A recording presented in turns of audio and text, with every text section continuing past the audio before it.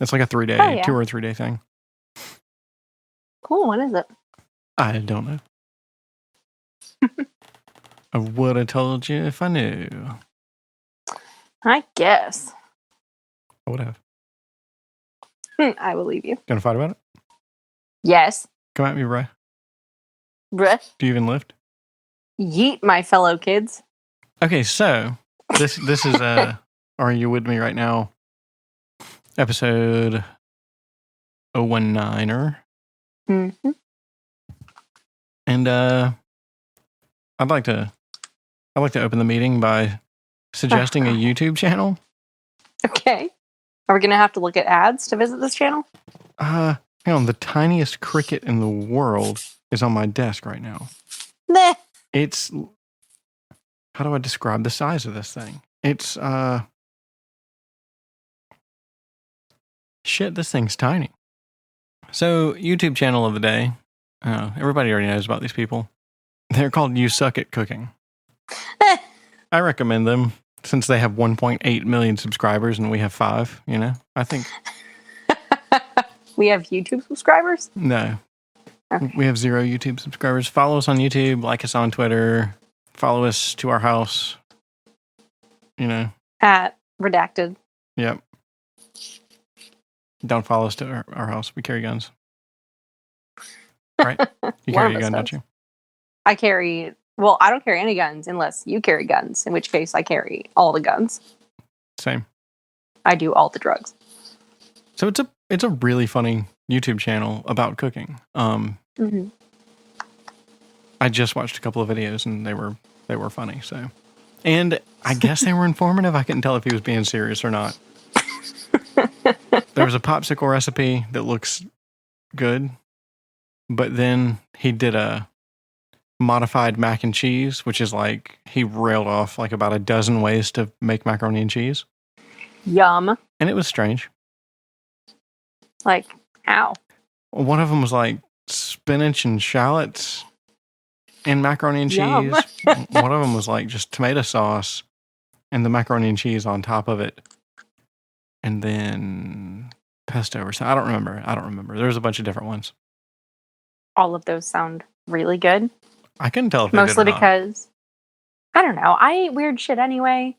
Like if I need vegetables, I'll just make something like pasta or mac and cheese or whatever, and just put in whatever vegetables I have, even if they don't match the flavor palette. So I don't object to gross like smorgasbords of food. So yeah, I thought it was good. I was entertained. Are you not entertained? So, Alright, well, cool. This is Are You With Me Right Now, episode 19. Mm-hmm. Do we need to say it again? Yeah, just in case. Okay. Just in case somebody just tuned in. Well, this is Are You With Me Right Now, episode 019. Yep. They could have tuned in late.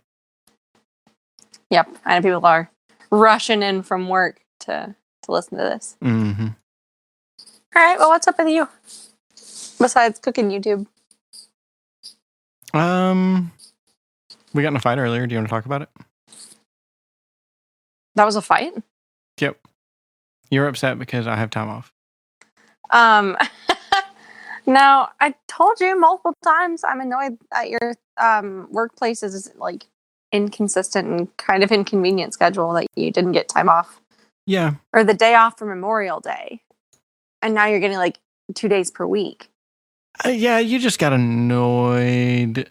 I was just telling you that I had time off. And I was doing some maintenance on my vehicle with my time off. Yeah, I don't know. You got agitated. And I thought you were agitated at me. Because I was taking time off and I wasn't spending my time off with you. I don't know. I just felt defensive. Mm-hmm. But I mean, we cleared it up pretty quickly. Mm-hmm. So it really was not a big deal. But I mean, I just felt, I felt defensive. I do feel really strongly that was not a fight. No, yeah, I was kidding. Okay. It's a joke. Just drop it. What do you mean? And that was the TLDR of our fight last week. Or whatever week that was. I mean, didn't I say a couple times that it wasn't about you? Or that I wasn't upset at you? Yeah. I feel like that's when we kind of resolved it. Yeah. So yeah, you did. Okay. We did resolve it. Okay. Don't you go getting defensive now? I was going to say, I mean, I said the only things I could say, which are it's not about you. Yeah. Yeah. I know. So congratulations. We did a thing. Okay. Yeah, I was annoyed specifically because you didn't get Memorial Day off, which is not your fault. Your workplace was like, no, you got to come work. And that was like the only day off that I've had and foreseeably was going to have for a while. I was annoyed that you didn't get a national holiday off. But now you're getting like multiple days off a week. What the fuck? Yeah. You know, when I'm working 7:30 to, well, I've been late to work, but like 8 to, 6:30 every day of the week, when like I wish they'd been a little more consistent with your time off. Yeah, I mean, that's just going to happen for a while. I mean, and we knew this was coming. You got busy because school and work. You warned me of this. Well, yeah, but you've never not been busy. Right. And I will be busy again very soon. Don't you worry. Yeah, and I think I was also really taken off guard because so far, like when you've had not a lot going on at work, you've gone in anyway because you're like, well, I got to make money. Like I have to put in the hours. Yeah. I've had to change my oil light on my vehicle for some weeks now. So, I mean, I bought this vehicle used, and when I bought this vehicle used back in November, I was told to get some maintenance done to it that I have not done yet. So, this is very productive time off. I'm not just beating my dick, as they say. This is not the first time in this discussion where you think I've been telling you that you're lazy. Okay. I don't think I took it that way. I don't feel like you called me lazy. Okay, well, you did earlier. Or, I mean, your response was like, I'm not just sitting around. This isn't just time off. Like, I'm being productive. I'm like, that's not what I said. Yeah, and that was me getting defensive because I thought that you were... Not that I wasn't doing anything. I just thought you were upset because it's like I made a choice to specifically take time off and not spend it with you. That was kind of the impression that I got initially. Okay. Yeah, so I think that's why I got a little defensive and was kind of defending, hence the, same root word there, defense. Uh-huh. I don't know if you ever, but if you ever take Latin. Groundbreaking. Yeah. But yeah. Okay. Thank you for explaining. It resolved quickly, and yeah, I definitely didn't think you were calling me lazy. I thought you were accusing me of not spending time with you. No, I truly am just annoyed that like your workplace has been really inconsistent with scheduling, and like I'm frustrated at forces beyond either of our control that like my life just fucked itself in the ass schedule wise right when you're getting a lot of time off. It's like, well, fuck, I wish you'd had regular time off due to your organization. Yes. But that is not how things work. So I was frustrated about it. And I even sat down in class with my friend and I was like, how do you just like let go of something that you can't change? And she's like, you just do. I'm like, okay, fair enough. So yeah, working on it. I mean, I was not frustrated about it after that. Yeah, thanks for understanding. And yeah, I mean, this is just a phase that we're going through. Where we're just, oh God. I mean, honestly, it is where we're just both busy. It's okay. Mm-hmm. We will get through it. I mean, if this is the hardest thing we have to go through right now, we're pretty spoiled. I think we've earned it from the last month. Yeah, at least we don't have Ebola. Not yet. Not yet. That's what I was going to get you for Father's Day. Yep. Careful, or you're going to get you Ebola. Did you just make a Uganda joke? Hmm? You're going to get, like, you stuttered and said Uganda, basically, instead of you're gonna. Yeah. It's like, wow. It was a joke. Pretty meta. Did you get it? No. Can you explain it so I can get my feelings hurt? Yeah. People in Uganda have Ebola. And nobody really knows about it. That's what's kind of scary. Is it a secret? I don't know. Everyone knows about it. What? Maybe they do. I mean, I hope so. Anyway, whatever. Okay. No, this is very important. Yeah, right. Well, it's nice that that's been the only thing to report in the last week. Yeah. Oh, my best friend from home called me today. She's been calling me like every day, which is equal parts irritating and wonderful. I'm a really avoidant friend. You are an avoidant friend? Yes, I am not nice. Yeah, I know. But Kidding. I know. Only joking. Them's is jokes. No, I'm a very avoidant friend. And my best friend that lives here will tell you that repeatedly. Is that she tries to get a hold of me literally all the time. Okay. Is this the best friend that I know? Yes. Okay. From out of town? You've met both of them. Yeah. Right. Yeah, the best friend from home that you know. Okay. And the best friend in town, obviously, that you know. Yeah, she says that only every time we talk ever, which is true. But my best friend from home called and she was talking about this thing she did for the last week. Or, excuse me, she's been doing it for the last month, but it really made her last week really good. She's been setting her alarm for like 5 a.m. and having an entire hour to herself for like whatever she wants to do, which because she is a mom of a 2-year-old, that thing for her is sitting in the kitchen with a cup of coffee in silence for an hour. And she's like, that's the most mom thing.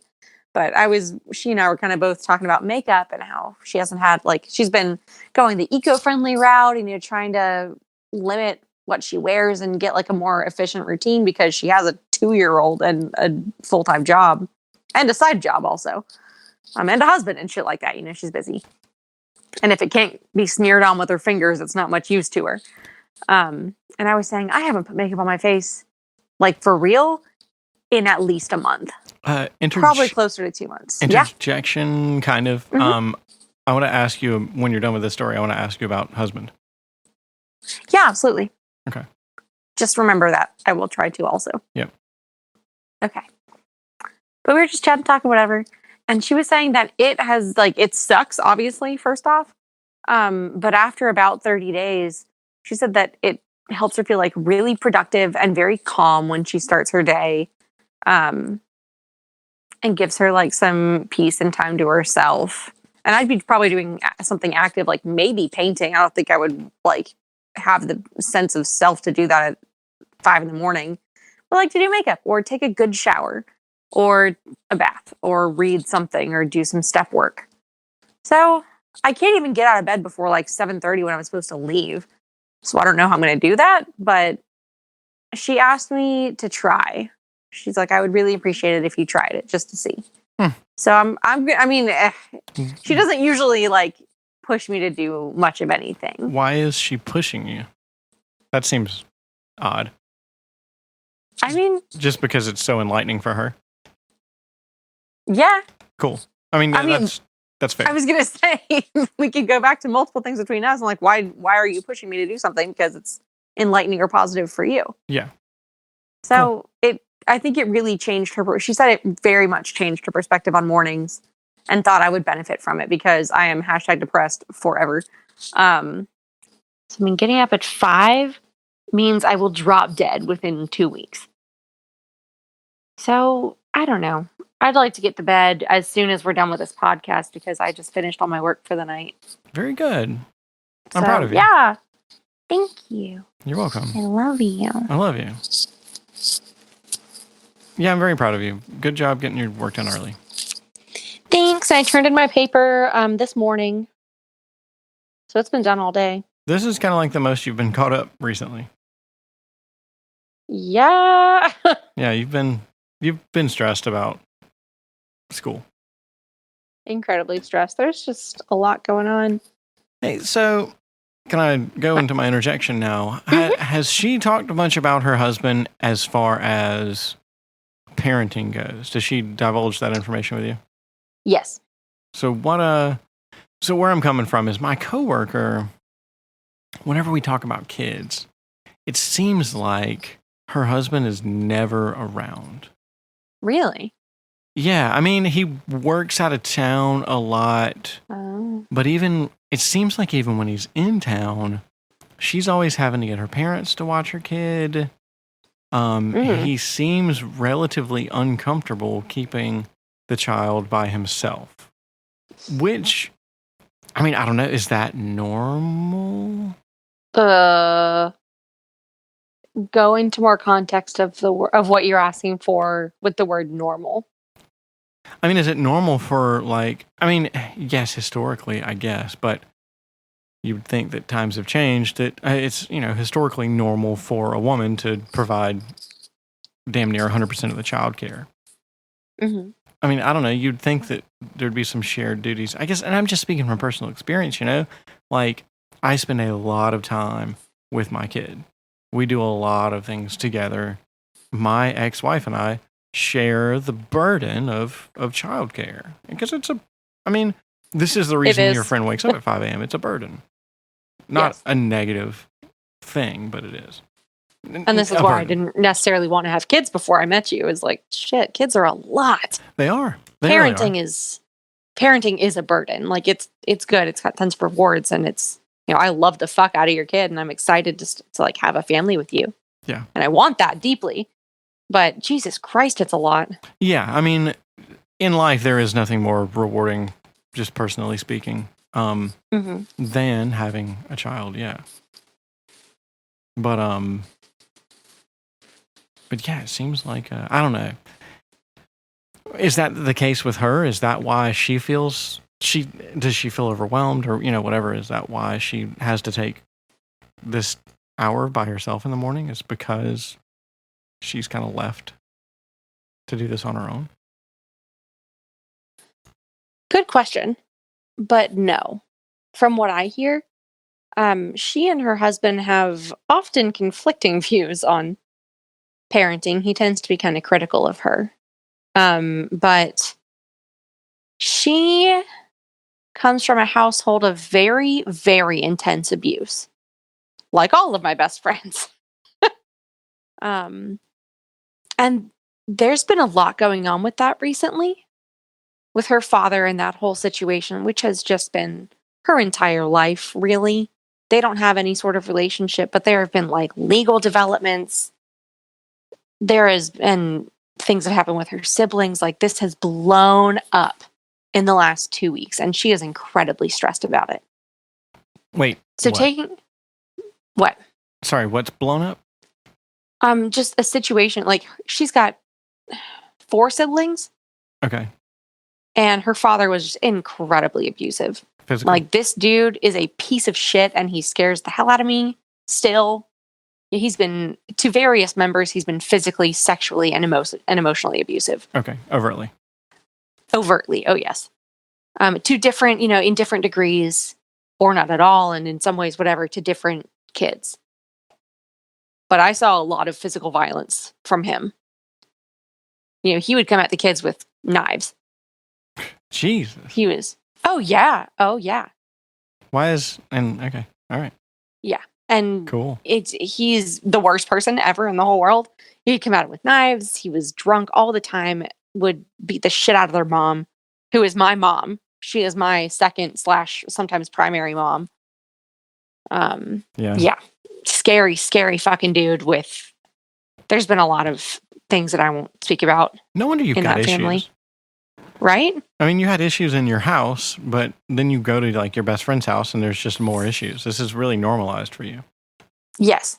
See, this is why I found people like this, and we have found each other because we have similar traits and experiences. That's really strange. You don't even know. You just are attracted. Now, I'd say my childhood best friend, actually, I went and saw him today. I was at my surrogate grandmother's house. Aww. Yeah, I was walking with a kid, and there were a bunch of cars in her yard, and I was like, I bet I know who's here. So we went in, and my kid got to play with his kids, and I got to sit at the table and just chat with him and his wife. And good. Yeah, it was really cool. But his family was kind of fucked up, just in sort of like an interpersonal relationship sort of way. They got divorced very young, but it was never there was never abuse in his household.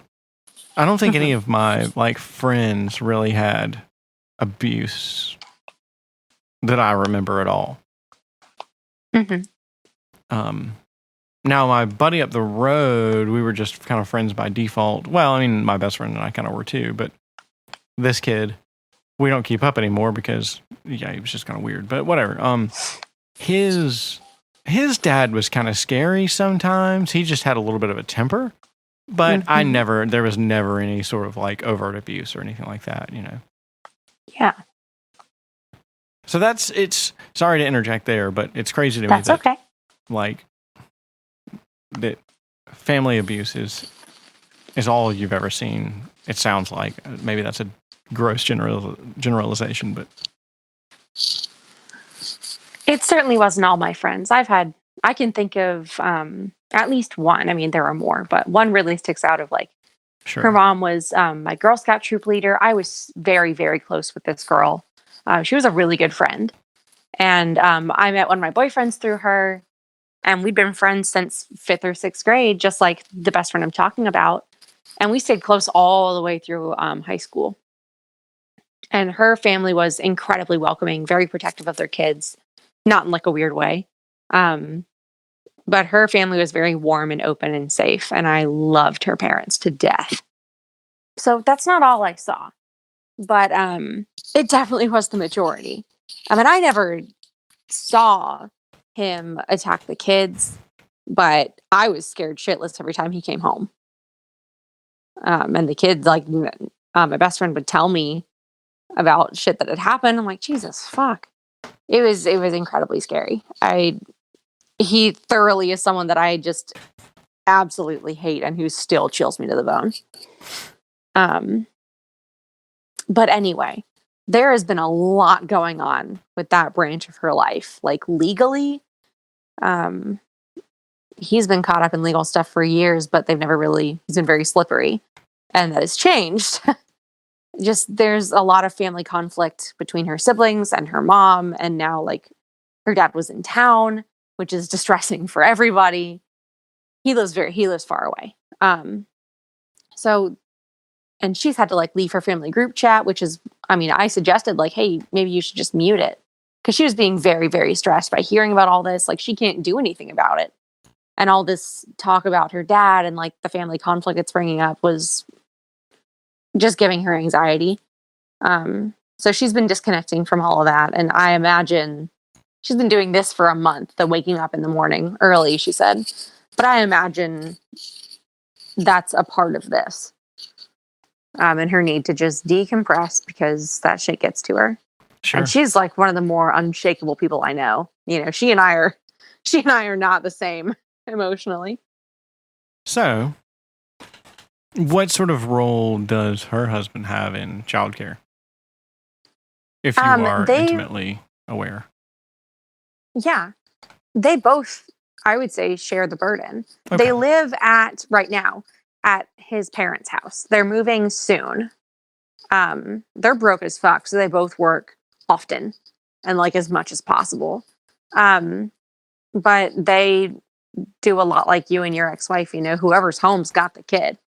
And if they're both working, then the parents have the child. But I have never heard her speak about an imbalance. And like, I always have the kid, even when he's home, he never, you know, does his part. They're both very involved. Cool. With their son. Yeah, they're very sweet parents. Okay. And her husband is a teacher. So he gives a lot of shits about kids and you know, teaches them well, which is cool. Yeah, that makes sense. Mm-hmm. I didn't know that about your coworker, though. I find that odd. So no, it's not normal for a parent to be like, you know, shifting their kid off if they're found in a situation where they need to handle them alone. But does your friend, who says he doesn't want kids but now has a second one on the way, does he do that? Because last I heard, his wife is out of town and he just kind of stuck the kids with their grandparents, excuse me. I don't know. So I'd say it's not like beneficial, but I wouldn't say it's that abnormal, unfortunately. Yeah. Yeah, he just doesn't seem interested in kids. I'm wondering if that's the same situation with my coworker. Maybe, but then like, why'd you have them?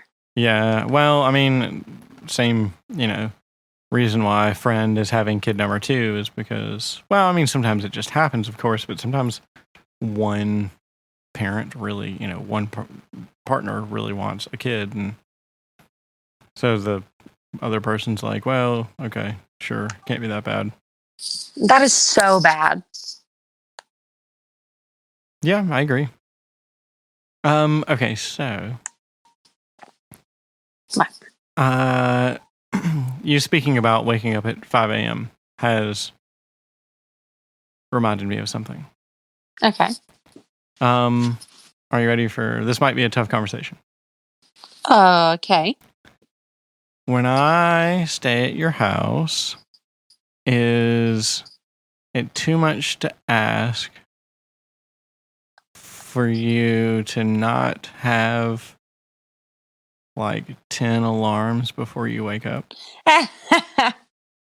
Yeah.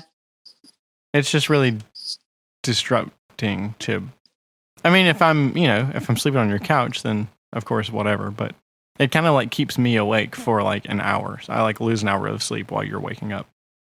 Or however long it takes you to wake up. It feels like an hour, it does, but I could be hyperbolating.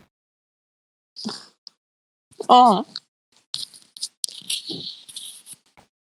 I mean, like 2 alarms is incredibly reasonable. A few more than that probably wouldn't be too bad. I don't know how many. It seems like a lot sometimes. Oh, I set 3, but because I have an iPhone, thanks Steve Jobs' penis, they snooze and like repeat after 10 minutes or whatever, which drives me insane also. Okay. So this is not a tough conversation. I understand why you would think it would be. Thanks. You're welcome. No, because they're not helping. I don't wake up until I literally have to leave. So I need to figure out why I'm doing that. Cool.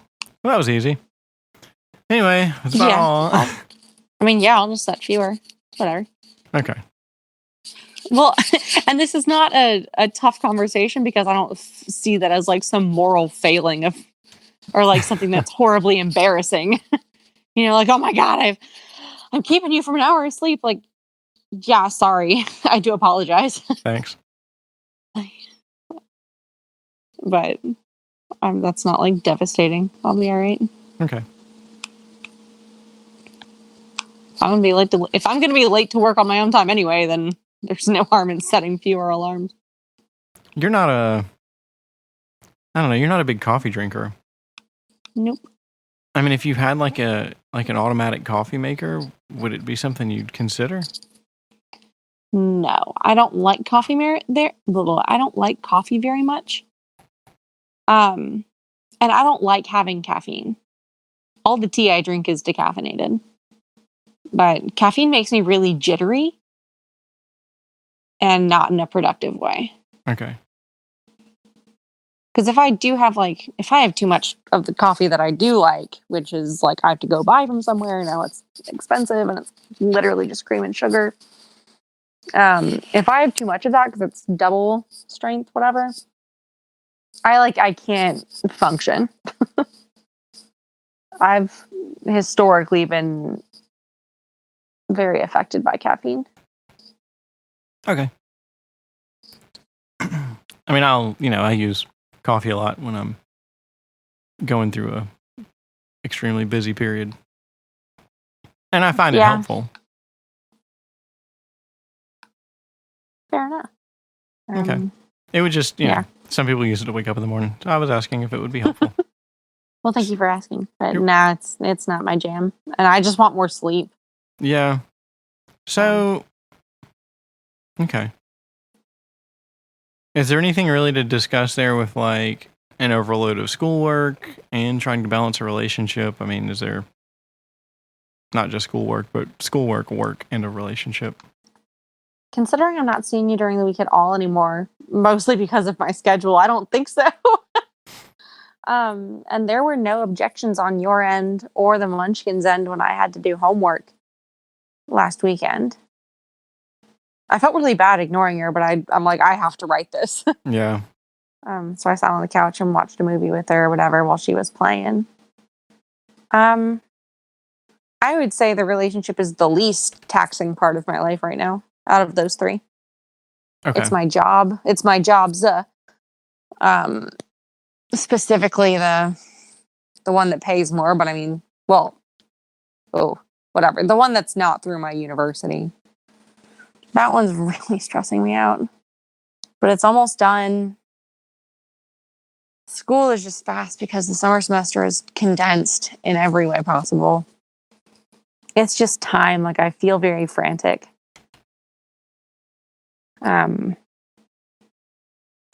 Just because it's school. So no, I'm capable of telling you when I need time, like when I'm with you or whatever, when I'm not with you, if I need school time. So no, it's just I'm doing a lot. I'm trying to be very, very conscious of what I need and make time for it, because I can no longer play the game of like, I will sacrifice every last bit of myself to get my schoolwork done, because that's how I hurt myself and end up wanting to hurt myself. It's just, I can't function that way in the long run. So I'm just trying to get stuff done and not put myself in a place where I'm not taking care of myself.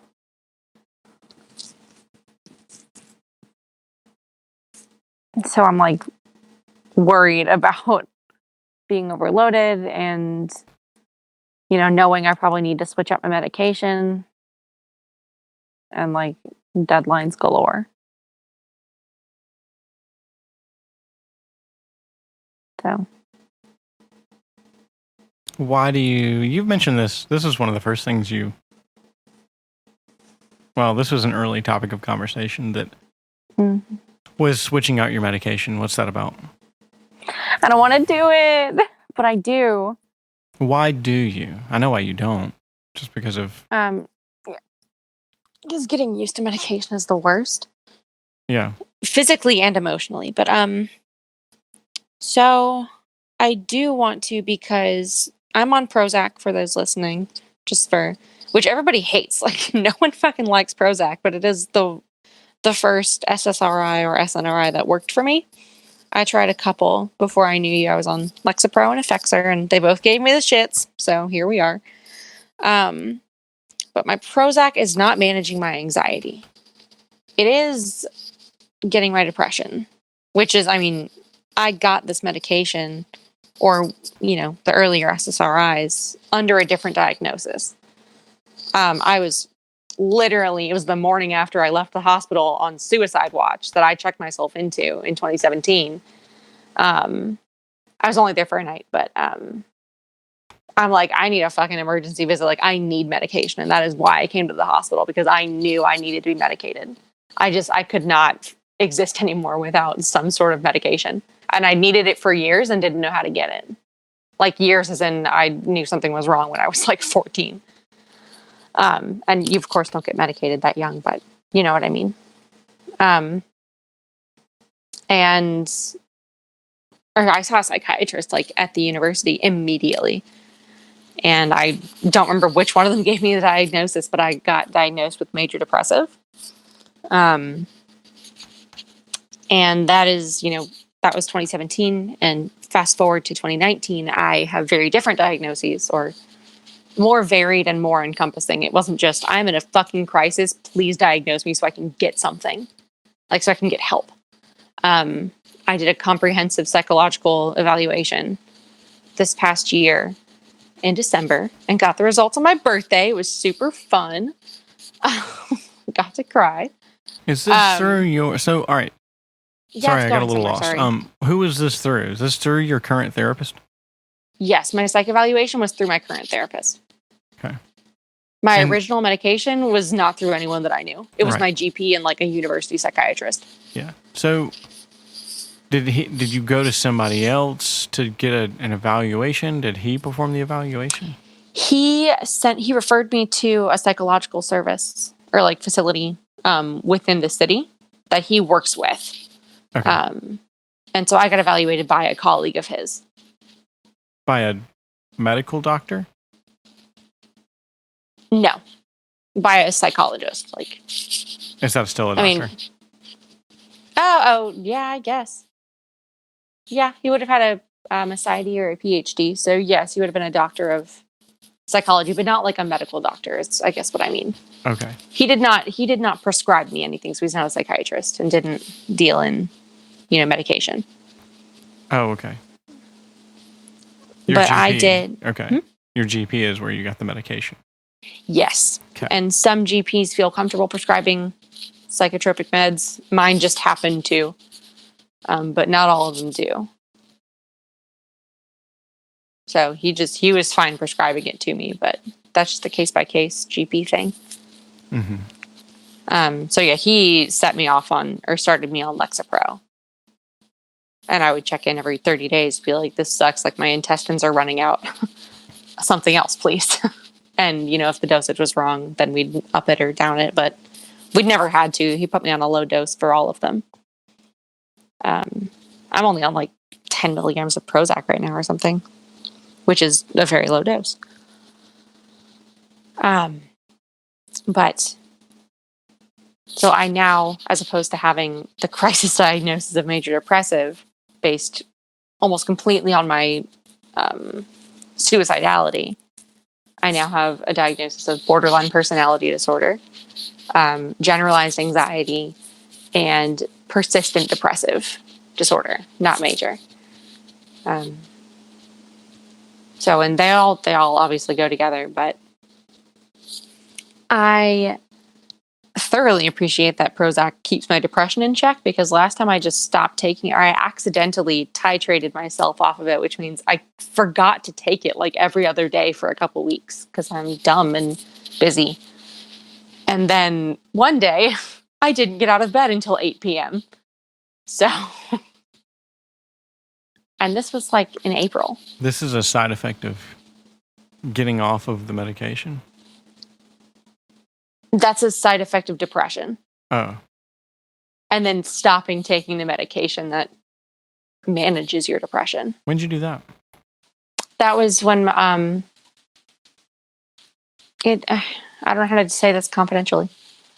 Okay. Or like vaguely. Nah, don't worry about it. You were there, or you were not there, but you were. You came over that day.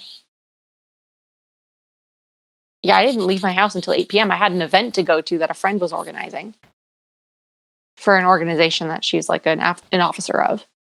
Okay. I'll just tell you later. I think I remember, but yeah. Yeah, I was literally in bed until, 7 o'clock. I got ready because it was a formal thing. And got my ass out the door at 8 when it was going to be over at like 9:30 or 10. I literally couldn't get out of bed before then. Yeah. All right. So that's depression. And I stopped taking my meds for long enough, or consistently enough, whatever, that it was time to be sad. I do not doubt that the level of Prozac I'm on manages my depression. Like I don't think I need any more than that, but I do think I need or could benefit from, or would like to discuss, whatever, an anti-anxiety med. Or maybe upping my dose of Prozac to do both, because SSRIs handle both depression and anxiety. But a lot of my emotional dysregulation comes from just intense anxiety over conflict and self-scrutiny and shame. Like those are all very anxiety driven. And in the past year, I've really come to appreciate the role of anxiety in my life and in my personality and the trauma and stuff. Like I've always much more been, I'm depressed. Anxiety is not that big a deal, despite having, consistent panic attacks since I was 12. So I think that's something I would like to discuss. And I think that could help with my BPD presentation. Cool. Yeah. I get it. So I think it is time, and I think my single Prozac dose is kind of outwearing its use. So I think it is now approaching the time where I actively want to go get new meds. But I'm very worried about how stressed I am and how busy I am. And I don't want to add, psychiatric med upheaval in the middle of that, where I'm already probably prone to not freaking out. Like, I'm not going to do that again. I do know how to stop my shit before I get to that point, but I don't want to add more stress to a relationship or my schoolwork or my field work. I got to be on my game for all of that. Yeah. Makes sense. But I mean, it'll happen. I imagine it'll happen this year. Because it's important that I do that. And I do truly believe that it'll help. Or at least just asking about it will help. Because I'm very anxious. You mean in general? Yes. Okay. All the little communication issues we have, not all of them. I'm not the problem or anything. That's not what I mean to say. But many of my communication hangups are very anxiety driven. It's a lot of why it's so hard for me to let something go, is because I get really tense and really wound up about what that meant to the other person and what it means about me because I said it. Anxiety is a lot of just shit talking yourself and imagining what other people are thinking about you. So to not be able to let an offhand joke go, there's a lot of fear about what it did actually mean. Are they lying? Are they just pretending that it's okay? Things like that. Are they just saying, are they just dropping it so that I won't freak out? Am I making them feel a certain way? Shit, it just snowballs. That's anxiety. Yeah. And a lot of BPD is anxiety. It is, yeah. And that's very much, anxious attachment style as well, is all the questions and kind of the clinginess, I guess. And being avoidant, I generally don't respond well to that. So. What? I had no idea. Right. So yeah, it's not like it benefits me or benefits the people around me. And I'm not keen on having just undue stress. I've been living with this for long enough. And I do the work to try and decrease it in all the ways that I can. And I do a good job. You do. I agree. But thank you. Thank you. But I'm reaching almost a year in ACA and active, I don't know, about 6 months, 8 months of active work with my therapist. I've definitely seen progress. I definitely expect to continue to see progress. But I really would appreciate some help from my own hormonal imbalances, because I've mentioned this a couple times to you now. Listening to our fights recorded is horrible for me. It is a full body fucking freak out. And I can't control my stress hormones. I just cannot control my neurotransmitters. And I would like a little help in stabilizing that, which is medication's job. I am switching gears a little bit, but not really. I am going to increase. I'm going to start seeing my therapist every 2 weeks. Really? Yeah, just once a month is. I'm feeling like an hour once a month. It just isn't enough time. I'm not feeling. I like her. I appreciate the insight that she gives me. But I think I just need to increase the frequency of that. I feel like I'd get more accomplished because there's some, I don't know, there's some really deep things that I feel like I need to kind of work out, and and it's just not happening an hour a month. Because I admittedly don't take a lot of time to do my homework. Sometimes I do, but probably not as deeply as I should. So if I put more, I feel like if I put more effort into the therapy session itself, whether or not I'm doing the homework is going to be less relevant, hopefully. What kind of homework do you usually get assigned or suggested? She points things out to me. She'll just say, oh, you need to research like the Gottman Institute, like the Gottman Triangle. Yeah. Or, check out Esther Perel. That sounds like this, kind of look into this. And sometimes I do. Sometimes. But it's not like, it's generally not a focus, and it's not something I really dig into and then come back the next week and have some major insight towards what she was talking about. I'd like to be a little more conscious of that, And just, there's some more stuff I'd really like to get done with her, and it's difficult.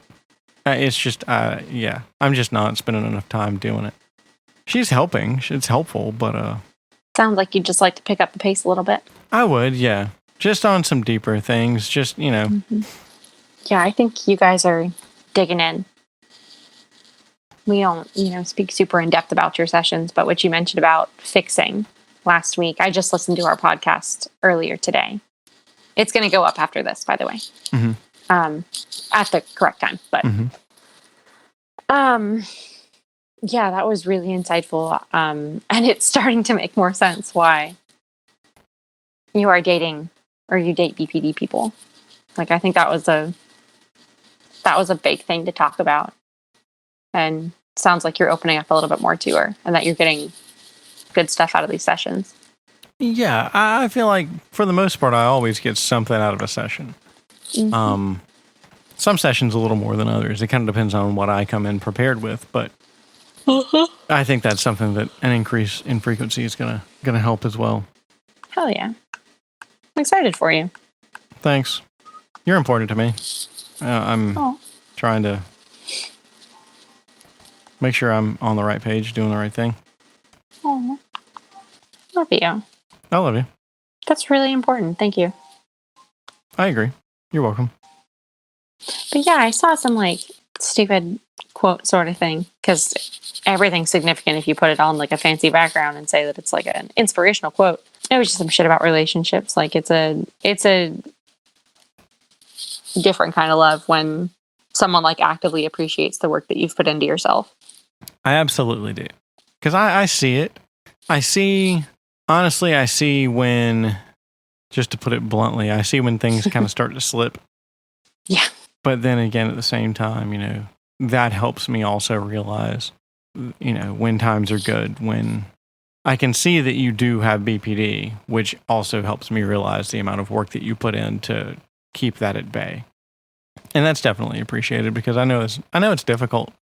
I guess it's something you kind of have to actively manage all the time. Yes. It's not just something you can like set and forget, I guess, as they say. Yeah, it is an active moment to moment, like readjustment struggle. Yeah, thank you. I consistently appreciate that you like consider the work that I do. Because I know when it is not good and when I'm not doing it, like it is not good. And I hate that also. I guess the good in that is it is very apparent when I am doing the work, which is most of the time. Yes. And that like we know what the other side of the road looks like. And that we're on the better side. And that I try and keep myself on the better side. My therapist laughs at me sometimes. He's like, God. On the topic of appreciation, he's like, I told him that when we'd had just the month of just tough shit, where I've had a couple of BPD meltdowns, he was like, well, now he fucking knows what the worst is. And here you are on the other side. Like, he knows what the alternative is now. Yeah. Which I did anyway. I mean, not with you personally, but with BPD. Yeah. But I was real good for the first, 3 months. You didn't see any stuff, I don't think. Mm-mm. But no, it just helps me keep in mind that like doing a worksheet, and even if you're slightly annoyed at me doing a worksheet like in the middle of a lot of people, it is way worth it to do that shit instead of in 2 hours me just absolutely fall apart. Yeah. Because it's awful for me too. I agree. Like breaking like that is horrible. I hate that feeling. It's just psychological, just absolute panic and distress and like self-loathing. It's not fun to be at that point for you watching it or experiencing it or me being inside of it. So it's part of doing that, not doing that to me too. But it makes me really happy that you're going to therapy, like that you made that choice yourself. You've been going consistently and that like of your own volition. You know, you want to make it a strong part of your life. Like I really, really appreciate that. That was on my list of non-negotiables. It means a lot to me that you take care of yourself. And I'm proud of you. Thanks. Especially because I know it can be hard for you to open up. Or that, you know, you're not exactly the most touchy-feely. Which is not bad in the slightest. But I know that that's not, you know, your A1 top strength. And the fact that you want to work at it and that you are opening up is very admirable. That's not a small thing. Thanks. Welcome. I appreciate you. Mm-hmm. I appreciate you. I think that's a pretty damn good note to end on. Anyway. That's about all. Peace out. Peace out.